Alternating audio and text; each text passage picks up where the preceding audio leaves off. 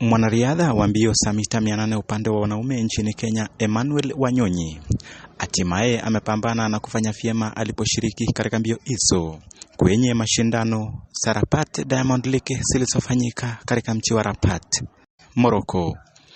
Wanyonyi alitimua mbio hizo kwa mwendo wa kasi, mithili ya swara aliyefukuzwa msituni na mbwa kali, na kuhakikisha kwamba amemaliza mbio hizo katika muda na nafasi bora zaidi, jambo lililowafurahisha mamilioni ya mashabiki waliokuwa wakifuatilia mbio hizo.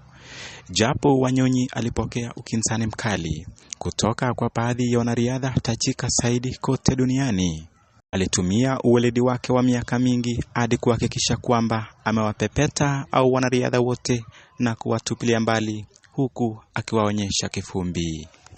Baadhi ya wanariadha waliokuwa wakimenyana na Emmanuel Wanyonyi ni wakiwemo mwanariadha Simane Maula kutoka Algeria, Kethopokile Aingura kutoka Botswana, Mark English kutoka India, Abdelati El Kouesse kutoka Morocco, Max Burgin kutoka Uingereza, miongoni mwa wanariadha wengine.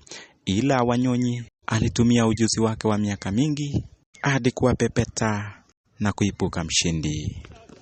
Ikumbukwe kwamba Wanyonyi ni mwanariadha tajika zaidi kutoka Kenya, ambaye amekuwa akiyashinda mashindano kadhaa anazoshiriki kila mara, na hivyo kupeperusha bendera ya Kenya juu zaidi kwenye mashindano zozote anazoshiriki.